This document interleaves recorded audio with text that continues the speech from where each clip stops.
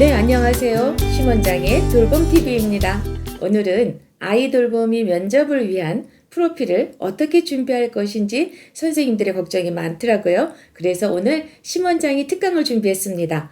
50대, 60대, 70대 여성들이 도전해 볼 만한 일자리인 아동 돌봄 일자리 면접 프로필 쓰기 특강입니다.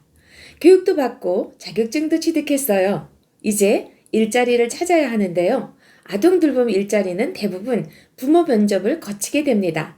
일반 가사 관리 일자리와는 달리 아동 돌봄 일자리는 거의 100% 면접을 보게 된다 생각하셔야 합니다. 내가 아무리 일을 하고 싶어도 또 일을 잘할 수 있을 것 같은 자신감이 충만해도요. 아이의 주 양육자, 즉 아이 부모와의 면접을 거쳐야만 일을 할 수 있게 되는 것이지요. 그래서 오늘은 선생님들이 일을 하시려고 했을 때 첫 번째 관문인 면접을 보다 쉽게 준비할 수 있는 방법을 알려드리려고 합니다. 면접 요령과 준비에 대해서는요, 먼저 올린 면접 특강 영상을 참고해 주시고요. 오늘은 면접용 프로필 작성에 대해서 자세하게 안내를 해드리겠습니다. 무슨 애 보는 일에 프로필을 쓰나요? 하실 수 있어요. 그러나 내가 아무리 아동 돌보는 일을 잘할 수 있어도요, 그것을 고객이 확인해 줄 수 없다면 소용없는 일이 되겠지요. 그래서 고객에게 내가 정말 아동 돌봄 준비가 잘 된 사람이고 신뢰가 가는 사람이다. 그러니 안심하세요. 그러니 안심하시고 아이를 맡겨도 됩니다. 라는 것을 말로 다 설명하기는 매우 어려운 일입니다. 그래서 우리는 프로필을 작성해 가면 큰 도움이 됩니다. 프로필은 이력서랑 다른가요? 질문하시는 분들이 계시는데요. 프로필과 이력서는 크게 다르지는 않지만 약간의 차이는 있습니다. 이력서는요, 정형화된 틀이 있는 이력서 서식에 적게끔 되어 있잖아요. 그 반면에 프로필은 좀 더 자유롭게 사용할 수 있습니다. 본인의 장점 등을 좀 더 잘 적어 넣을 수도 있고요. 그래서 오늘 우리는 프로필 작성을 같이 해보도록 하겠습니다. 적을 수 있는 노트를 준비하시고요. 함께 작성해 보시는 것도 좋을 것 같습니다. 프로필은 정해진 틀이 없으니 자유롭게 쓰시면 되는데요. 틀이 아예 없으면 쓰기가 더 어렵거든요. 그래서 대강의 틀을 만들어 볼게요. 선생님들은 이 서식을 쓰실 때 참고하셔서 더하기도 하고 빼기도 하면서 프로필을 만들어 보시면 되겠습니다. 고객이 면접을 보더라도요, 모든 것을 다 질문할 수는 없어요. 또 시간을 무한정 쏟을 수도 없고요. 그리고 어떤 질문은 하기 어려운 불편한 질문도 있지요. 그런 질문을 에둘러서 질문하면서 대충 짐작으로 판단하기도 합니다. 그러면서 진심이 왜곡되어지는 경우도 종종 보게 됩니다. 면접을 말로만 진행하다 보면 우리가 삼천포로 빠진다고 하죠. 엄한 곳으로 빠지는 경우도 있습니다. 정말 해야 될 말을 못하고 안 해도 되는 말만 늘어놓다가 아이고 이 질문은 꼭 했어야 하는데 이 말은 꼭 했어야 했는데 못했네 싶은 것들이 많습니다. 그럴 때 프로필을 활용하다 보면 좀 더 효과적입니다. 나의 장점도 알려줄 수 있고요. 말로 하기 어려운 질문 등도 할 수 있고요.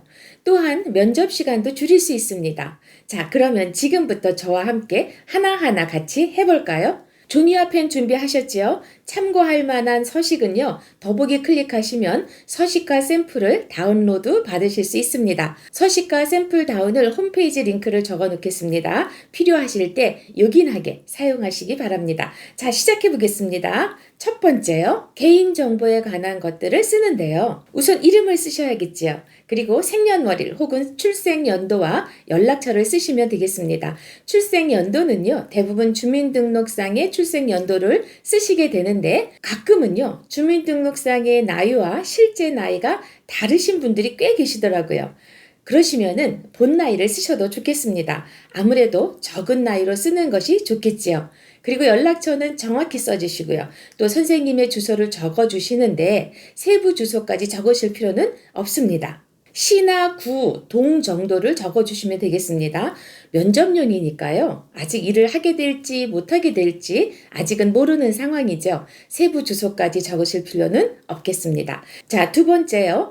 자격증이나 특기 등에 관한 내용을 적어봅니다. 내가 갖고 있는 자격증이나 자격증 관련 교육 내용 등을 자세하고 친절하게 적어주시는 것이 좋겠습니다. 친절하게 뭘 어떻게 적으라는 거야 하실 수 있겠습니다만 친절하다는 것은요. 친절하다는 의미는요, 고객이 알고 싶어 하는 것을 적어주는 것을 말합니다.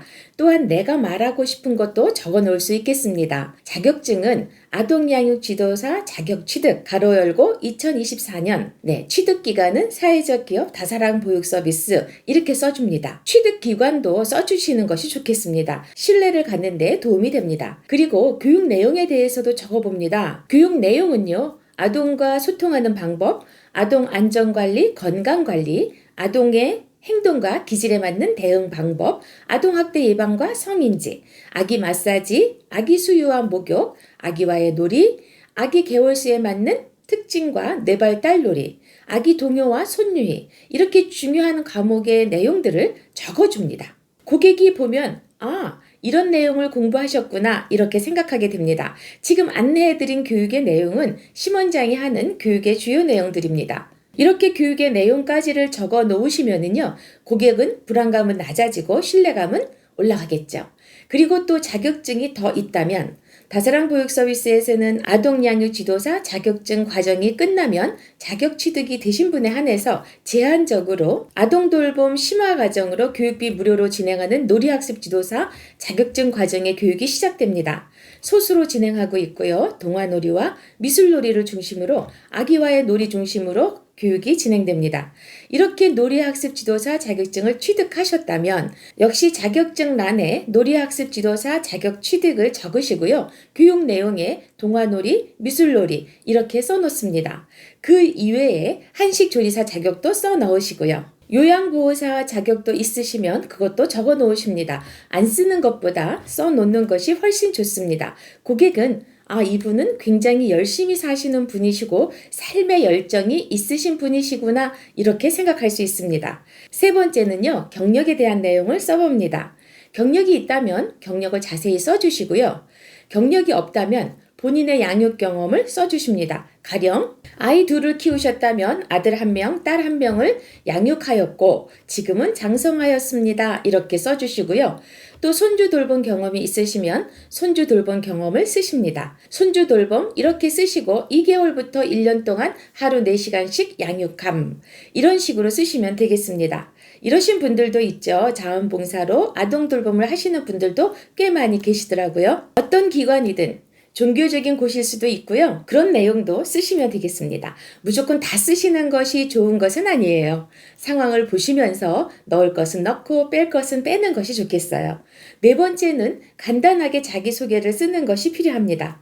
내가 잘하는 것이 무엇이 있는지, 나의 양육 태도는 어떤지, 시간에 대한 나의 상황은 어떤지, 그리고 내가 성실한 사람인지, 출퇴근 시간은 어떠한지 등등의 내용들을 써봅니다. 이런 내용들은요, 서술형보다는 간략하게 임팩트 있게 쓰시는 것이 좋을 것 같습니다. 그래서 번호를 붙여가면서 쓰셔도 좋을 것 같습니다. 한번 같이 써볼까요? 자, 1번 이렇게 쓰고, 저는 아기를 하나의 온전한 인간으로 존중하고 좋아하고 사랑하는 사람입니다. 이렇게 써보시고요. 2번, 어머니의 양육 방법을 잘 알려주시면 어머니의 양육 철학과 방법에 맞게 아이를 잘 돌보겠습니다.